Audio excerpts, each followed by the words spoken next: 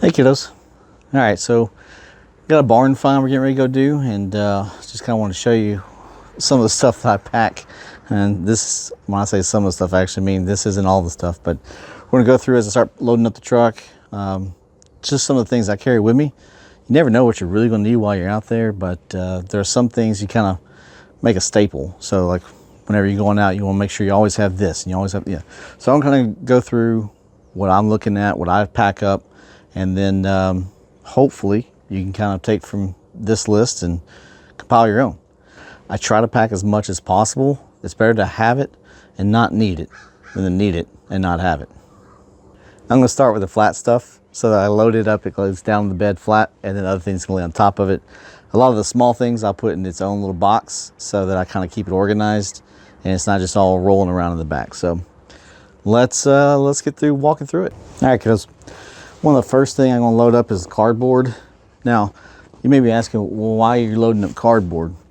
So when you're out doing a will it run or trying to get a vehicle going and it's not in a garage, a lot of times what you're going to find is terrain's going to be a little uneven, and maybe you're on gravel, maybe you're on dirt, whatever it might be. You want to be able to lay down on something while you're getting up under the car. The other thing I like to use cardboard for is when I am working on top of the engine, I try to put the cardboard underneath so that if I do spill any fluids or anything like that, at least it's going to hit cardboard and not go into the ground. We want to make sure that we're taking care of the person's property that we're working on, not to leave any stains or maybe even pollution. So like I said, try to put that layer down underneath it. If you have buckets, I'll put buckets under there. I've got an oil catcher as well. Sometimes I'll just throw that under there, but I like to have that base layer of cardboard so that if I miss the bucket or if I'm pouring and I miss that funnel, at least it's going to hit something like cardboard versus just going into the grass. The other thing I think about while I'm loading up the truck is kind of which order am I going to go in, right? A lot of times what I'll do is things that I'm going to be working on when I first get to a vehicle, I'll give it a quick glance over and see, I'll look at the frame, make sure it's not too rusted out, this is going to be fine. I'll look at some of those things like that, the seats, that sort of thing. But really when I start getting into it, I'm going to start working on an engine. And so what I like to do is have all my tools, all my fluids that are going to be engine specific, kind of toward the back of the truck. That way what I'll do is I'll get on site, grab the toolbox or the extra tools that are laying in the front, work with those, and then set them to the side as I start needing to get additional stuff out. Like, for example, the jack stands. Probably not going to need those until I make sure that the engine's going to run. Typically, if I'm going to be working on a car like this, I'll try to make sure the engine starts, runs. If it does, then I'll jack it up, check brakes, and then make sure the tires are aired up and can stay aired up. So that's when the jack and the jack stands will come in. If for some reason the engine doesn't start and the person that I'm working with allows me to remove it from the property, that's when I'll grab the tow truck or get something in. So might not even need the jack stands unless I'm just going to change tires out.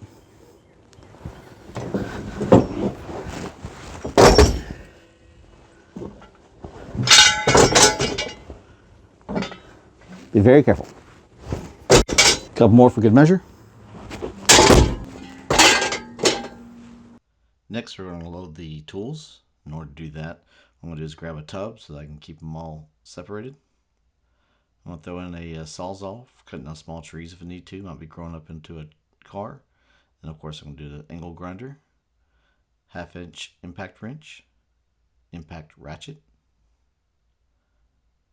batteries, lighting, very important, screwdrivers. I use really long screwdrivers, and some pry bars, hammer, impact sockets, tire inflator, and I'm going to keep a tow rope just in case I need to move something out of the way. I'm going to get a pair of needle nose, vice grips, wire cutters. This is a magnet pad. I use that next to where I put the bolts down on it.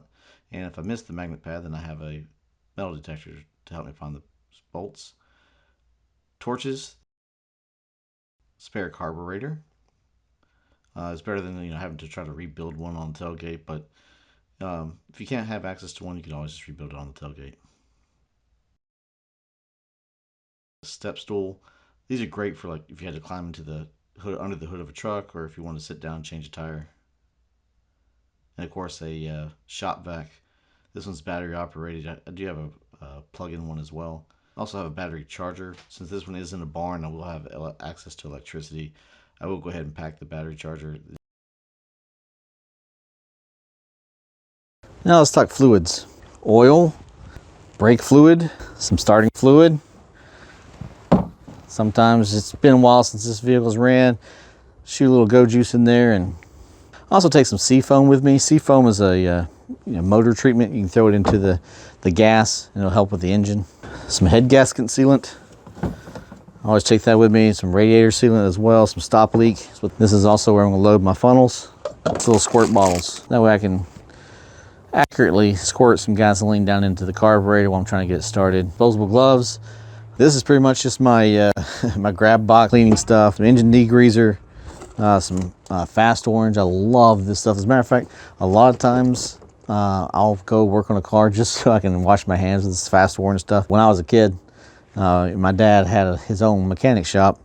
I remember going into the bathroom. He always had this giant tub of this fast orange on the sink, and that's where I'd wash my hands. I'd use that fast orange. So I got great memories that kind of go back to it. But this stuff really works. Like when you try to get some tough oil stains off your hands, I go for that. Just want to tell you, I really like this stuff.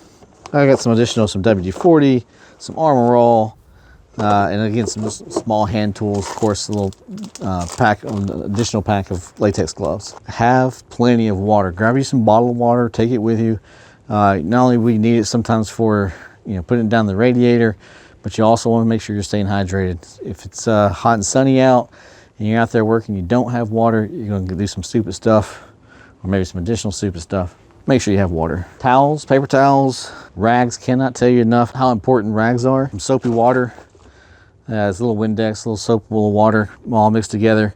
Make sure you take a trash bag, keep the land clean, and be respectful of the people who are letting you on their land. USB battery backup, power bank I should say, if I'm out there working.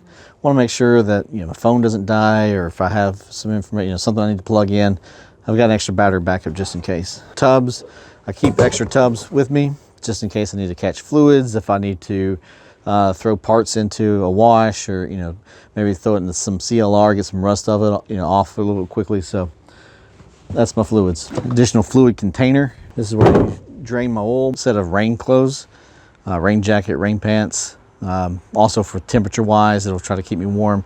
If I'm out there and it starts raining, I want to make sure I have something to put on so I'm not just like sitting there miserable, soaked in wet clothes. I always try to keep a tarp with me as well. Also going to be taking this light bulb with me. So I think that's pretty much all that I need to show for right now. I'm going to start with, yes. I'm going to start with the smallest, flattest stuff.